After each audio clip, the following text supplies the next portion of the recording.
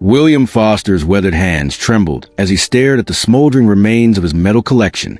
Decades of service reduced to ashes by neighbors who thought they had power. They had no idea what storm they'd just unleashed.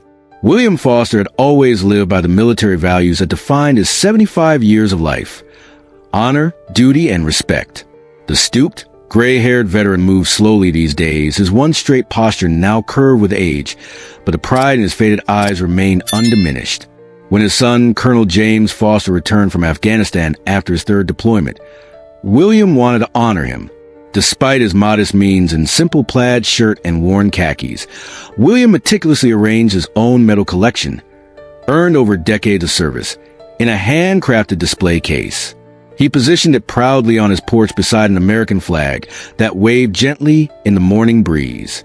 But not everyone appreciated this tribute. The Oakwood Hills Homeowners Association, particularly its president, Patricia Miller, ruled the neighborhood with excessive control. Patricia, with her perfectly coiffed hair and perpetual scowl, had issued violation notices for everything from mailbox colors to children's bicycles left in driveways. The first letter arrived on a Tuesday, Patricia's signature scrawled across the bottom. It claimed William's display was an aesthetic violation and not in keeping with community standards. William simply tossed in the trash. 2 days later, another notice appeared, threatening fines. William chuckled softly. They could fine him all they wanted. The medals were staying put. The acrid smell of burning metal and fabric tore William from his sleep. His lungs seized as he stumbled from bed, his arthritic knees protesting with each step. Something was wrong, terribly wrong. Flinging open his front door, William froze. The display case lay shattered, shards of glass reflecting the streetlights like accusing eyes. But it was what lay beyond that made his heart constrict. His medals, representing decades of service and sacrifice, were crumpled on the lawn, engulfed in flames. The American flag had been stomped into the dirt. For a moment, William couldn't move, his aged body locked in shock as he watched his history burn. Then something stirred within him. A fire that years couldn't extinguish. With a hoarse cry, he lunged forward, grabbing the garden hose with trembling hands. But it was too late. The Purple Heart, awarded after he'd nearly died saving 3 fellow soldiers, was now warped beyond recognition. The Bronze Star, given for valor in combat, was blackened and twisted. Each medal, each memory, reduced to ashes. Then he saw the security footage. The HOA's own cameras had captured it all. Patricia Miller and her assistant Robert Sanders marching up to his porch at midnight, ripping the display apart, dragging the medals to the lawn, and striking a match. They hadn't even tried to hide their faces. William's weathered hand closed into a fist as he watched the footage. His voice, when he finally spoke, carried the weight of his years and the steel of his resolve. This isn't over. Colonel James Foster's military-issue boots crunched on the gravel as he approached his father's house. Immediately, he sensed something was wrong. The air carried the lingering scent of burned metal, and his father stood on the porch, shoulders slumped more than usual, facing a pile of ashes. "Dad," James called, quickening his pace. Then he saw it, the charred remains of his father's medals. James moved toward the ashes with the measured steps of a man accustomed to walking through war zones. He knelt beside the remains of the Purple Heart, the one his father had received after being hit by shrapnel while pulling fellow soldiers to safety. The medal his mother had polished every Memorial Day until she passed. "This wasn't just metal," William whispered, his voice cracking slightly. "Each one had a story. A brother lost, a promise kept." James nodded, a knot forming in his throat. He remembered as a child how his father would sit him down and tell him the story behind each medal, not boasting, but teaching him about sacrifice and duty. An envelope sat on the porch, another letter, another insult. James tore it open, his eyes narrowing as he read. The HOA was fining them for improper waste disposal of the burned medals. Moreover, Patricia Miller's sickeningly polite tone declared the display had been divisive and politically charged. James looked at his father, this humble man who had given everything for his country, now standing in threadbare clothes beside the ashes of his honor, and felt a cold resolve settle in his chest. This would not go unanswered. News of what happened to Williams medals spread through veteran networks with lightning speed. First came the local VFW members, Vietnam veterans with weathered faces and knowing eyes who understood what those medals meant. They arrived at the Foster home with firm handshakes and few words, the kind of silent solidarity only those who serve can truly understand. Then someone posted security footage online. The video quality was grainy, but clear enough to show Patricia Miller and Robert Sanders deliberately setting fire to a veteran's medals. Within hours, it had been viewed millions of times. Veterans groups shared it, then military pages, then national news outlets. Comment sections exploded.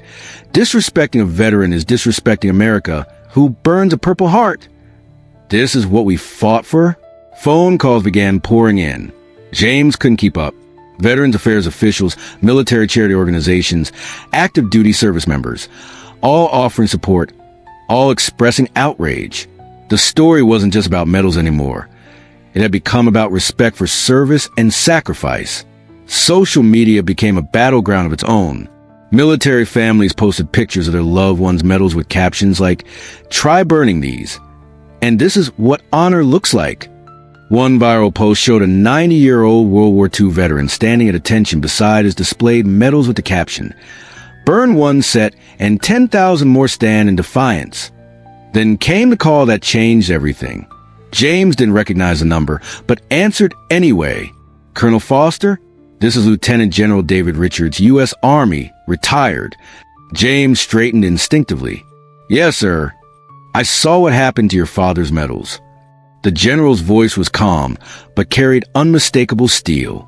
"Let me be clear, son. When you attack one soldier's honor, you attack us all, and we fight back." James felt his chest tighten with emotion. "Thank you, sir. The Army takes care of its own," Richards replied. "Always has, always will. Now tell me what you need." At 0600 hours sharp, the rumbling of engines broke the morning silence of Oakwood Hills. Not one vehicle, not two, but dozens, trucks, cars, motorcycles, lined up along the street in front of the Foster home. Some gleaming and new, others bearing veteran license plates and military stickers. Men and women emerged, some in their 80s walking with canes, others fresh-faced active duty soldiers on leave. Some wore formal military dress. Some wore simple veteran caps and jackets with unit patches. They formed a line, shoulder to shoulder, creating a silent wall of solidarity in front of Williams' house. No chanting, no signs, just presence. The message was clear. You disrespected one of us. You face all of us. William stood on his porch, his age frame somehow looking taller as he watched his brothers and sisters in arms stand in his defense. James stood beside him, hand on his father's shoulder. Media trucks arrived within the hour, local news first, then national networks. Cameras panned across the formation of service members, standing in silent dignity. The story was everywhere. Veterans mobilized after elderly soldiers' medals burned. HOA president under fire for desecrating military honors. Army defends its own. Social media continued to amplify the movement. Live streams showed veterans standing for hours, unmoved, disciplined. Online donations poured in, offering to replace Williams' medals, to cover legal fees, to support veteran causes in his name. Military organizations released official statements condemning the HOA's actions. The American Legion, VFW, and even the Department of Veterans Affairs expressed outrage. Several members of Congress weighed in, calling it an affront to those who've sacrificed for our freedoms. Meanwhile, inside the HOA office, Patricia Miller watched coverage with mounting panic. This wasn't some neighborhood squabble anymore. This had become a national movement, and she was its villain. The legal response came swift and overwhelming. A coalition of veteran attorneys, working pro bono, filed multiple lawsuits against both the HOA and Patricia Miller personally. The charges were extensive: destruction of personal property, intentional infliction of emotional distress, violation of federal laws protecting veterans' rights, and discriminatory practices. "This isn't just about property damage," explained lead attorney Sarah Jameson, herself a veteran, at a press conference. "These medals represent the highest honors our nation bestows. Burning them isn't just vandalism. It's an attack on everything they symbolize.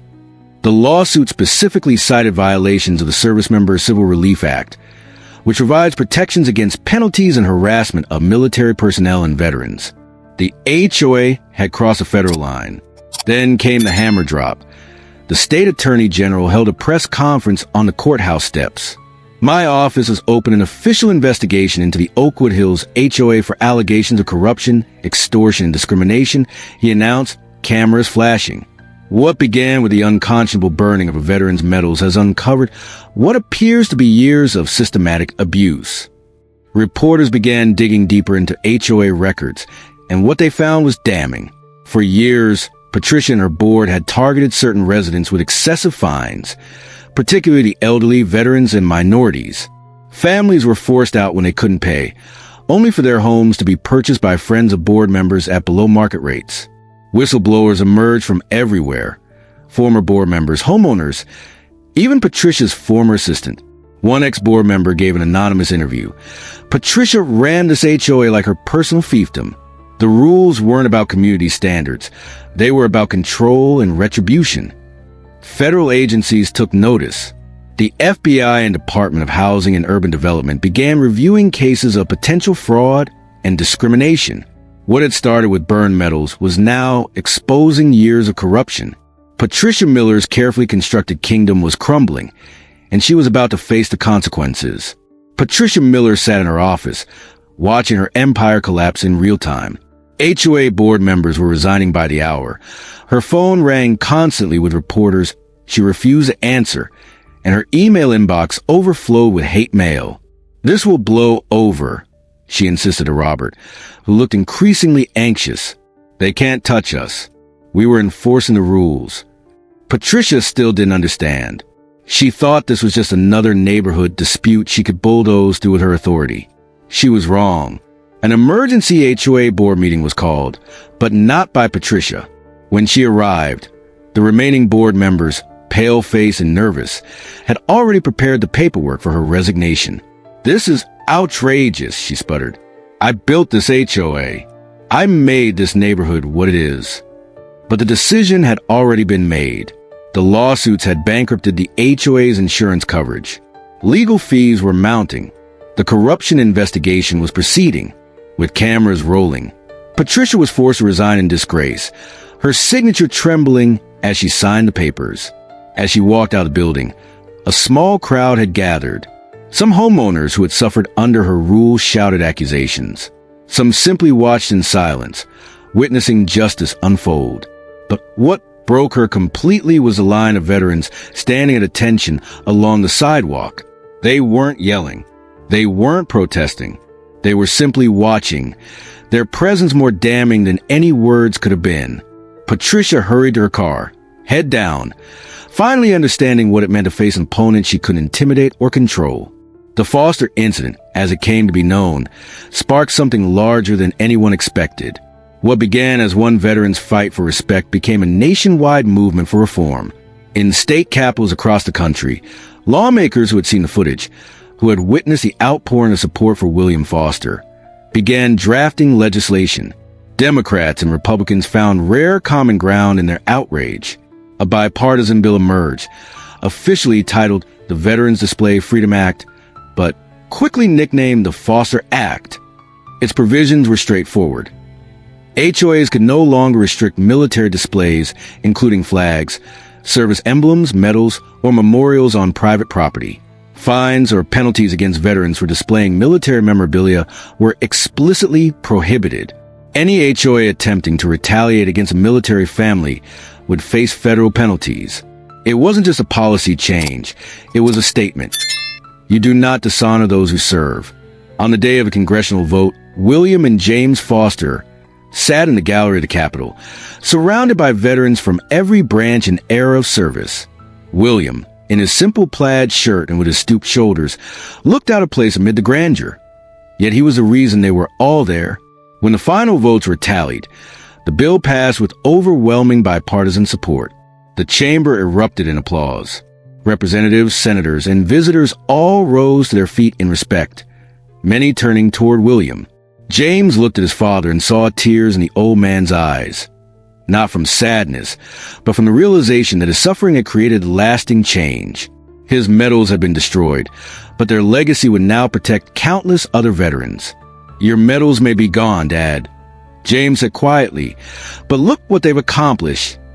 William nodded, his weathered hand gripping his son's. "They're still serving," he whispered. The spring sun cast a warm glow over the gathering at Veterans Memorial Park. Hundreds had assembled. Service members in uniform, veterans of all ages, families and supporters, all facing the small stage where William Foster stood with his son. In his hands, William held a new display case. Inside were replacement medals, each one donated by the Department of Defense after verifying his service records. But these weren't just replacements. On the back of each medal was engraved the name of a veteran who had stood with him during his fight. William stepped to the microphone, his voice soft but clear. "This was never just about medals," he began, looking out at the sea of faces. "It was never just about me." He gestured toward the display in his hands. "These pieces of metal and ribbon, they're not just decorations. They represent sacrifice. They represent brothers and sisters who never came home. They represent moments when ordinary people chose to do extraordinary things." William paused, his weathered eyes scanning the crowd. What happened here reveals something profound about our society. How quickly we can forget the meaning behind symbols of service. But it also showed something beautiful, that when one veteran is disrespected, thousands stand ready to defend their honor. Across the nation, the movement continued to grow. People were beginning to understand that respect wasn't just about laws or rules. It was about recognizing the human sacrifice behind every medal, every uniform. "I ask you today," William continued, his voice strengthening, "to share your own stories of respect and service. Tell us in the comments about a veteran who made a difference in your life.